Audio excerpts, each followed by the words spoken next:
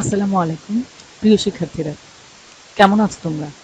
আশা করি সবাই খুব ভালো আছো, সুস্থ আছো এবং নিরাপদে আছো। আমরা পড়ছিলাম বাংলাদেশের ক্ষুদ্র জাতিসত্তা। এর মধ্যে দুইটা ক্লাস হয়েছে।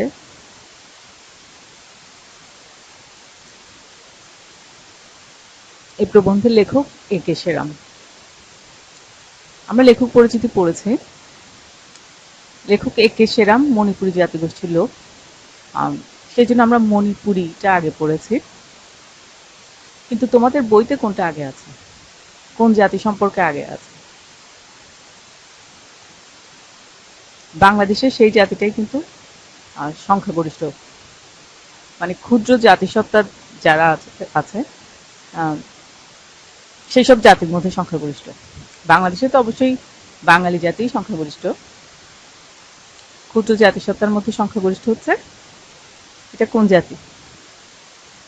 কি মনে হচ্ছে? হ্যাঁ, ঠিক ধরেছ, চাকমা। তাহলে আজকে আমরা চাকমা জাতি সম্পর্কে জানব।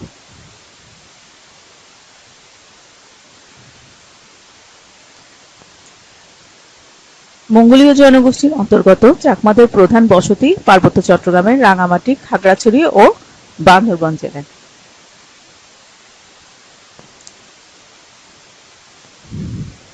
বান্দরবন, রাঙামাটি, খাগড়াছড়ি। বান্দরবন, রাঙামাটি, খাগড়াছড়িতে কি শুধু চাকমা জাতি বাস করে? আরো কিছু ক্ষুদ্র নৃগোষ্ঠীর জাতি বাস করে, যেমন মারমারদেরও প্রধান বসতি বসতি কোথায়? বান্দরবন, রাঙামাটি ও খাগড়াছড়ি। আবার ত্রিপুরাও আছে, খাগড়াছড়ি, রাঙামাটিতে ত্রিপুরা জাতিও আছে। আরো অন্যান্য জাতিও আছে। আমি তোমাদের বইতে যে কয়টা জাতিগোষ্ঠী সম্পর্কে আছে তাদের মধ্যে থেকে বলছি।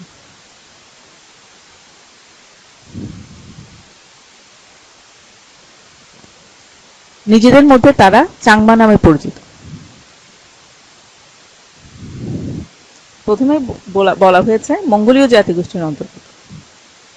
তাহলে চাকমারা মঙ্গোলীয় জাতিগোষ্ঠীর অন্তর্গত। আহ, মারমা মারমাও মঙ্গোলীয় জাতিগোষ্ঠীর অন্তর্গত। ত্রিপুরা, গারো, এরা সবাই মঙ্গোলীয় জাতিগোষ্ঠীর অন্তর্গত। কিন্তু ভাষা হচ্ছে, চাকমা ভাষা হচ্ছে আর্য ভাষা গোষ্ঠী। বাংলা ভাষাও আর্য ভাষা গোষ্ঠী। সে কারণে বাংলা ভাষার সাথে চাকমা ভাষার মিল আছে। আম, চট্টগ্রামের আঞ্চলিক ভাষার সাথে অনেক বেশি মিল আছে। এই যে বলছে মঙ্গোলীয় জনগোষ্ঠী, মারমা মারমারাও মঙ্গোলীয় জনগোষ্ঠী, কিন্তু মারমা ভাষা কিন্তু কিছু বোঝা যায় না।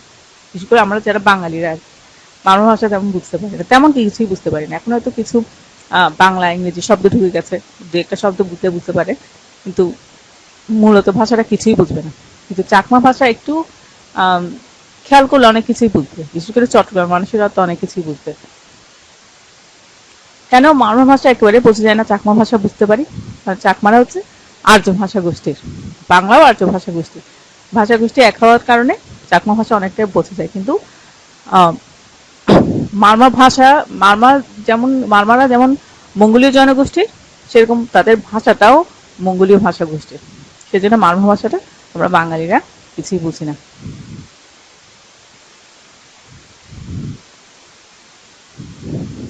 আর্য ভাষা গোষ্ঠী সম্পর্কে তোমাদের টিকায় আরো কিছু কথা আছে, সেটা পড়ে নিও। আর্য ভাষা গোষ্ঠী থেকে শুধু যে বাংলা ভাষা তা না, আরো আরো অনেক ভাষা আছে। হিন্দিও আর্য ভাষা গোষ্ঠী, তারপর অসমীয়া আর্য ভাষা গোষ্ঠী, উড়িয়া আর্য ভাষা গোষ্ঠী, আরো অনেক ভাষা আছে আর্য ভাষা গোষ্ঠী। এটা কি? তাদের নিজস্ব হলফ আছে, চাকমাদের নিজস্ব অক্ষর আছে, নিজস্ব বর্ণমালা আছে। কিন্তু অক্ষরগুলো কি বাংলার সাথে কোনো মিল আছে? রাখছে না। তো দেখা যাচ্ছে তারা তাদের জাতিটা একটা, ভাষা একটা, আবার ভাষার অক্ষরগুলো আবার অন্য অন্য বাংলার সাথে আবার মিল নেই, আবার ভিন্ন কোনো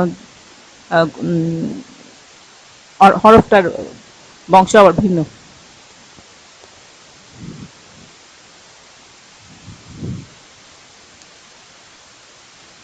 চাকমারা পিতৃতান্ত্রিক। টিটাই পরিবারের প্রধান বাঙালিদের মতো। চাকমা সমাজের প্রধান হলেন রাজা।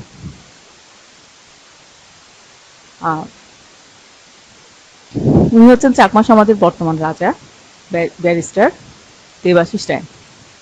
এখন কেউ কেউ বলছে এটা কি ওনাকে তো রাজার মতো মোটেও লাগছে না, রাজা রানীর মতো তোদের তো মোটেও লাগছে না।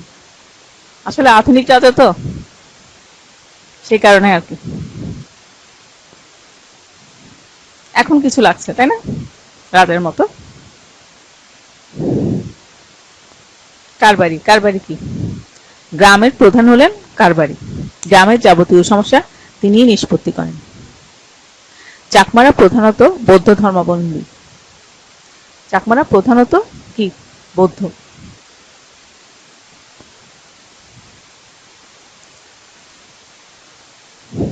তবে তার পাশাপাশি এখনো তারা কিছু কিছু প্রকৃতি পূজাও করে থাকে। কিন্তু বাঙালি বৌদ্ধরা তো প্রকৃতি পূজা করে না, তারা করে থাকে কেন? কারণ তাদের প্রাচীন যে ধর্ম ছিল তার কিছু কিছু প্রভাব এখনো হয়ে গেছে। আরেকটা ধর্ম আছে যেটা এখন আসলে তেমন একটা প্রচলিত নাই চাকমাদের মধ্যে, খেরবাদ, বেশিরভাগই বৌদ্ধ।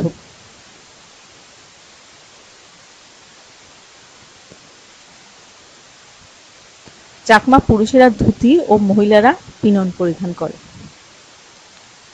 পুরুষেরা নিজেদের তাঁতে তৈরি সিলুম পরে, যে জামা দেখছি আমরা একটা, আর মেয়েরা খাদিকে ওড়না হিসেবে ব্যবহার করে যেটা। তবে এখন চাকমাদের পোশাক আশাকে একটু বাঙালিদের প্রভাব দেখছি, তাই না? ঠিক আগের মতো নাই। এমনকি এই যে পোশাকটা পরা আছে সেটার মধ্যেও কিছু বাঙালির প্রভাব আছে।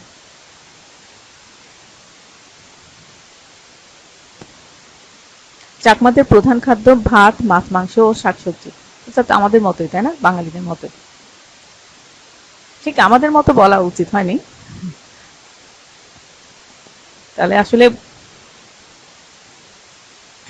সবকিছু মিলেই তো আমরা বাংলাদেশ, মানে যে শুধু বাঙালি জাতি তা না। আমাদের মতো বলতে আমি আমি যেহেতু বাঙালি সেই হিসেবে বললাম আর কি। আবার কিছু ভিন্নতাও আছে বাঙালিদের সাথে, যেমন চাকমারা বাঁশের মধ্যে এক ধরনের বাঁশ পুড়িয়ে, বাঁশের মধ্যে খাবার দিয়ে বাঁশ পুড়িয়ে এক ধরনের রান্না করে।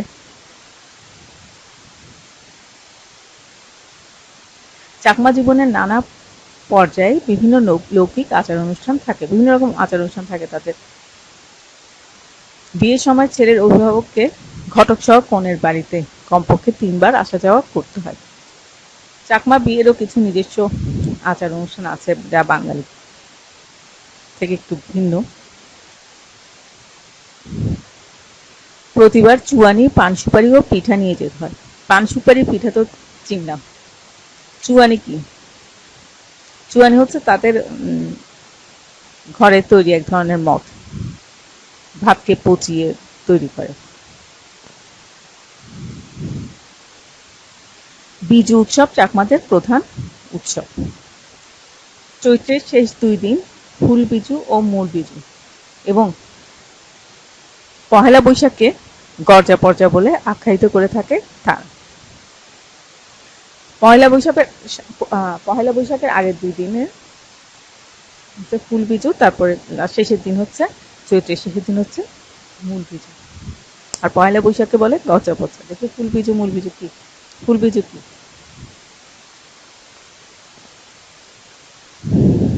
এটা তোমরা সবাই দেখেছো, সেটা শুধু চাকমাদের মধ্যে না, আরো অন্যান্য যারা আছে মারমা, ত্রিপুরা, আরো অনেকের মধ্যে এরকম এই পহেলা বৈশাখের আগে এটা করে থাকে, তোমরা দেখেছো। ওই দিন ভোরের আলো ফুটার আগে ছেলেমেয়েরা বেরিয়ে পড়ে ফুল সংগ্রহের জন্য। সংগৃহীত ফুলের 1 ভাগ দিয়ে বুদ্ধকে পূজা করা হয় আর অন্য ভাগ পানিতে ভাসিয়ে দেওয়া হয়। বাকি ফুলগুলো দিয়ে বাড়িঘর সাজানো হয়। তারা নিজেরাই সকালে উঠে ফুল সংগ্রহ করে, তারপর কি করে, 1 ভাগ দিয়ে বুদ্ধকে পূজা করা হয়, আরেক ভাগ পানিতে ভাসিয়ে দেওয়া হয়, বাকিগুলো দিয়ে কি হয়, বাড়িঘর সাজানো হয়। আর চৈত্রের শেষ দিন কি করা হয়? চৈত্রের শেষ দিন করা হয় মূল বিজু। ফুল বিজু তো বুঝলাম, ফুল বিজু নামের সাথেও তো সম্পর্ক আছে, ফুল দেখতে পাচ্ছি আমরা, তাই না? এবং ফুলটা কি দিয়ে ভাসায়? কলা পাতা দিয়ে ভাসায়, তাই না? কোনো কোনো জায়গায় আবার দেখি বাতিও থাকে। আসলে যে বছরটা চলে গেল সেই বছরে যত আবর্জনা আছে, দুঃখ কষ্ট আছে, সবকিছু ভাসিয়ে দিচ্ছে, অনেকটা এই টাইপেরও আছে একটা মনোভাব। আবার পানির দেবতা, ফুল দিয়ে পানির দেবতাকে পূজা করে, এটাও আছে। আম, একটু আগে বললাম তারা বৌদ্ধ হলেও কিছু কিছু তাদের প্রাচীন ধর্মের কিছু কিছু প্রভাব রয়ে গেছে। তাদের একটা পানির দেবতা আছে, পানির দেবতার নাম হচ্ছে গঙ্গা। ঠিক আছে, কেউ কেউ পানির দেবতার উদ্দেশ্যেও ফুলগুলো ভাসিয়ে দেয়। আবার কেউ কেউ এই যে একটু আগে যেটা বললাম, গত বছরে সব উম, কিছু ভাসিয়ে দিয়ে নতুন একটা দিনকে জীবন, নতুন একটা জীবনকে বছরকে স্বাগত জানানোর জন্য গত বছরের সবকিছু, সব পুরনো সবকিছুকে ভাসিয়ে দেয়, এরকম একটা মনোভাবও থাকে। আচ্ছা, মূল বিজু তো বুঝলাম, মূল বিজুটা কি জিনিস? মূল বিজুতে কি করে? মূল বিজু হচ্ছে চৈত্রের শেষ দিন, পয়লা বৈশাখের আগের দিন। ওদিন সকালে বুদ্ধ মূর্তি গোসল করিয়ে পূজা করা হয়। ছেলেমেয়েরা তাদের বৃদ্ধ দাদা দাদি এবং নানা নানিকে গোসল করায় এবং আশীর্বাদ নেয়। ওই দিন ঘরে ঘরে বিরিয়ানি, সেমাই, পাঁজন, পাঁজন রান্না করা হয়। পাঁজনটা কি? পাঁজন হচ্ছে বিভিন্ন রকমের সবজির মিশ্রণে এক ধরনের খাবার। এখানে অনেক পদ থাকে। এখানে আহ 36 36টা পদ দিয়ে করতে হয়। একেবারে যদি না পারে তাও কমপক্ষে 20টা পদ থাকা লাগবে, একদম কমপক্ষে।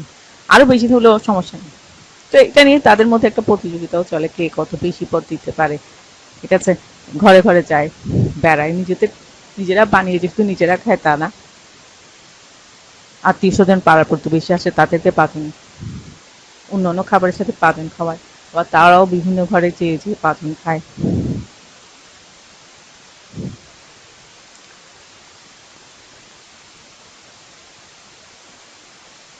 তারপর কি? গজ্জা পজ্জা, গজ্জা পজ্জাটা কোন দিন পালন করা হয়? গজ্জা পজ্জা পালন করা হয় পহেলা বৈশাখের দিন। গজ্জা পজ্জা মানে কি? গজ্জা পজ্জা মানে হচ্ছে গড়িয়ে পড়ার দিন। ওই দিনও বিজুর আমেজ, আম, বিজুর আমেজ থাকে। অর্থাৎ এর আগের দিন যেরকম এই যে ঘরে ঘরে যাচ্ছে, তাই না, বিভিন্ন অতিথি আসছে, এগুলো তো থাকে।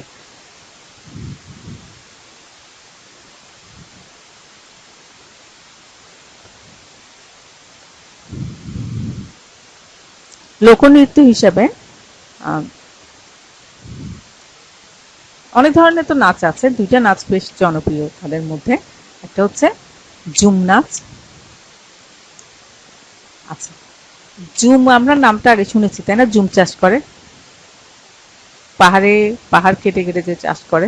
ঝুম নৃত্যের মধ্যেও নিশ্চয়ই সেই সব বিষয়গুলো উঠে আসে, তাই না? আমরা দেখতে পাচ্ছি কাঁধে এখানে ঝুড়ি আছে, নাচের মধ্যেও সেই চাষ করার বিষয়টা উঠে আসে তাদের। ঝুম নাচ আর একটা কি নাচ বললাম? বিজু নাচ। এই দুইটা নাচ বেশ জনপ্রিয় তাদের মধ্যে। আজ এই পর্যন্ত থাক।